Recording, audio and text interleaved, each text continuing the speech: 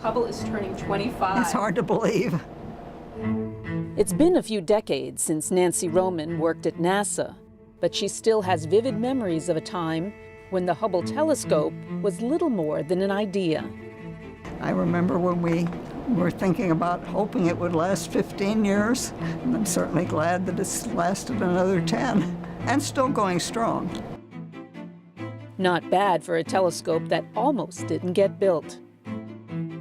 Some of the most influential astronomers thought it was better to spend $300 million by building 20 duplicates of the Palomar 200-inch telescope rather than spending the same amount of money on one very expensive telescope in space. While some scientists didn't want a space telescope, others couldn't wait to use a large orbiting observatory. Astronomers have wanted for generations, actually, to get a telescope above the atmosphere. I like to describe the atmosphere as being something like looking through an old stained glass window. The window has dust on it, so the background is kind of scattered and bright. The glass is colored, so that you only see certain colors through it. You only see certain colors through the atmosphere, and we were anxious to see some of the other colors from the universe. The very sharp images it would produce would allow you to see things that were much fainter than it ever be possible from the ground. Eventually, the project known as the Large Space Telescope began in earnest during the 1970s. But how would an observatory out in space be operated? Man would run right along with the telescope and look through it. We wanted to get rid of the atmosphere, and the man needed the atmosphere. Secondly, the man would wiggle, and I don't care how much he tried to stay still. No man or woman is going to sit for an hour without moving. Engineers would have to look at other options.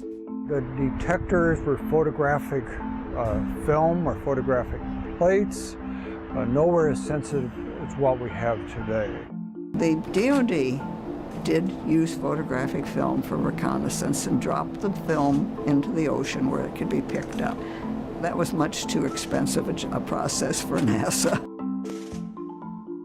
Instead, NASA looked at making images digitally on charge-coupled devices, or CCDs. Problem was, CCD technology was in its infancy. CCDs were becoming of interest to the television industry. The problem was that the early CCDs had no sensitivity in the ultraviolet. And one of the things we wanted to do with the Hubble was to work in the ultraviolet, coating the detectors with coronine, an organic compound, would make them sensitive to the ultraviolet. And so the first use of the CCDs in astronomy was actually the proof of concept for the Hubble. What was arguably the biggest obstacle standing in the way? Getting the money to pay for it.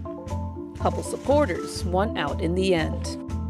I did a back-of-the-envelope calculation, and my answer was that for the cost of a night at the movies, every American taxpayer would have 15 years of exciting discoveries.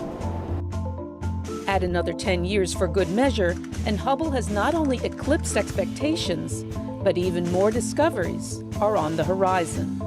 From the Space Telescope Science Institute in Baltimore, Maryland, I'm Mary Estacion.